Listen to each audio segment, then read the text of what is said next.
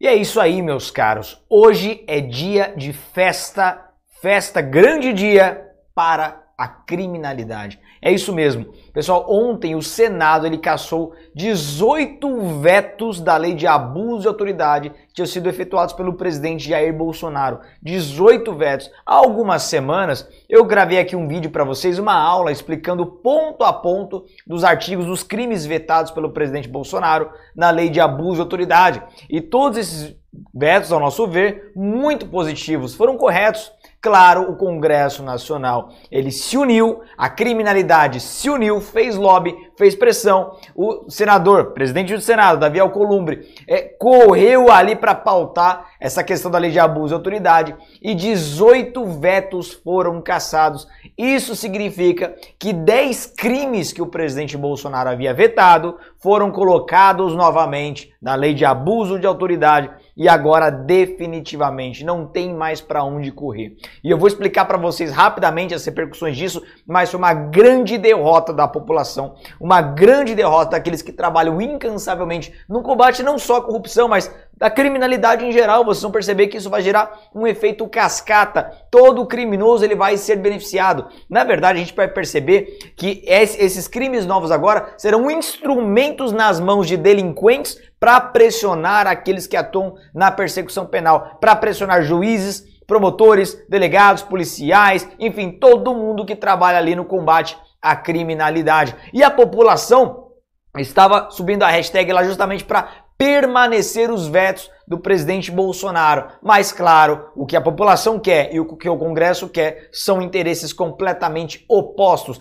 O que a gente percebe é que houve uma grande movimentação de autopreservação dos parlamentares. Nós sabíamos que isso era a vontade do povo, a permanência dos vetos. O povo apoiou isso, mas a decisão do Congresso foi realmente um movimento de autopreservação, o sistema se autopreservando. Eu, particularmente, sempre falei, e claro, nas minhas redes sociais, no meu canal do YouTube Pura Opinião, ou no meu canal para concurso, sempre falei que esse movimento de autopreservação era natural.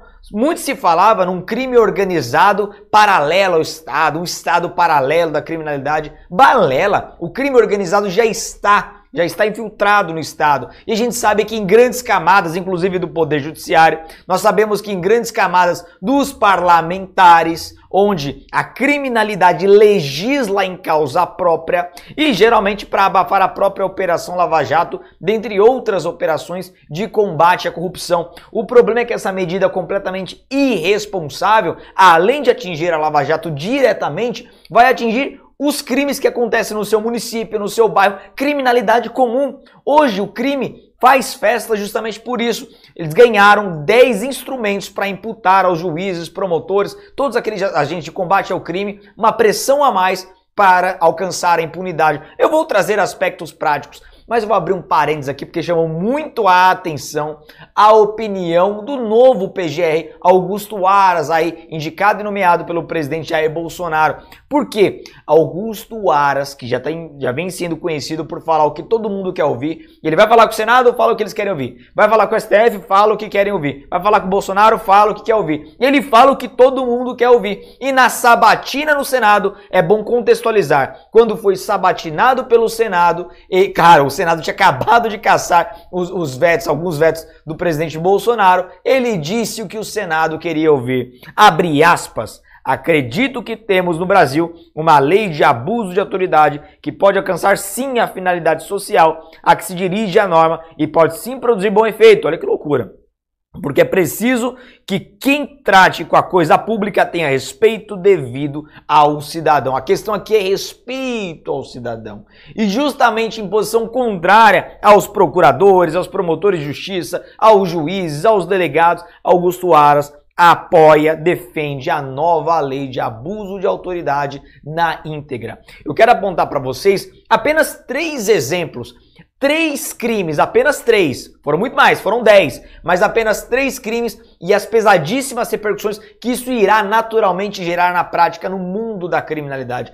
Eu, sinceramente, aqui, olha, meus pêsames a quem é juiz, promotor, delegado, policial e trabalha no combate à criminalidade. Eu realmente sinto muito. E por que eu estou falando isso? Porque certamente essa camada que atua de forma séria contra a criminalidade vai ser esmagada, vai ser atrocidada contra a criminalidade. E vocês vão entender o que eu estou falando. Ah, Diego, você está exagerando, isso é conversa fiada, é só para punir quem está errado mesmo. Não. Vocês vão perceber, e eu não estou falando que juízes, promotores, delegados serão condenados o tempo todo por abuso de autoridade. Não acho que isso vai acontecer. O problema é que a criminalidade, muitos advogados que defendem a criminalidade, atuam para organizações criminosas, e aliás, vocês vão ver que eu vou dar um exemplo aqui de um crime que justamente vai favorecer aquele advogado que já se corrompeu e faz parte da organização criminosa. Vai ficar bem claro isso para vocês.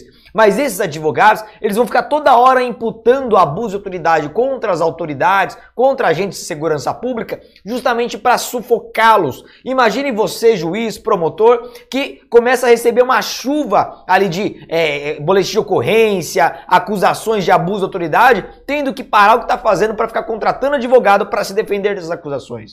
Muito provavelmente não será condenado, muito provavelmente teremos poucas condenações aí no Brasil. O problema é que vai gerar um gasto enorme e gasto do bolso desses servidores públicos. Eles vão pagar do próprio bolso para se defender contra os criminosos em que eles estão acusando. Olha que loucura, olha o tamanho da esquizofrenia jurídica hoje no Brasil. É o efeito da criminalidade, das organizações criminosas que se instalaram no Brasil, legislando em causa própria, em autodefesa.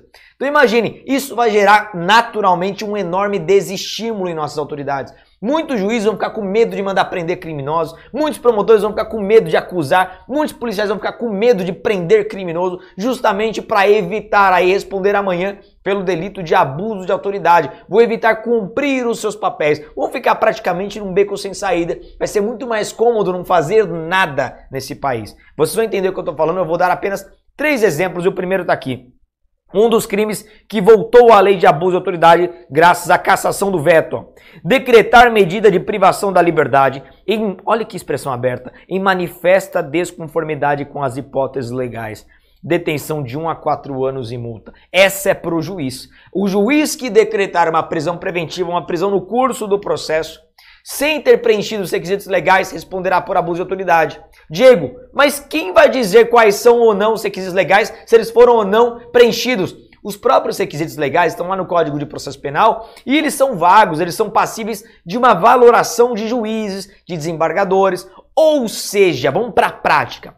Se o juiz na prática estiver diante de um caso em que ele acredita que está preenchido os requisitos legais e determina a prisão preventiva de um criminoso, e depois esse criminoso recorre e o tribunal, o STJ ou o STF, algum ministro do Supremo Tribunal Federal, entender que esse juiz errou e que na verdade ele determinou uma prisão fora, sem preencher os requisitos legais, esse juiz poderá responder por abuso de autoridade, ou seja, uma divergência jurídica de interpretação. E nós sabemos que quando os casos são levados aos tribunais superiores, STJ e principalmente STF, a gente percebe que tem muita jurisprudência sendo alterada, não com base em algum entendimento jurídico, mas a depender de quem senta no banco dos céus. Olha o problemaço que está sendo criado. Ou seja, a hora que bater lá no topo, no STF, muitos juízes de primeira instância que combatem seriamente a criminalidade poderão responder por abuso de autoridade. Vou dar mais um exemplo para vocês.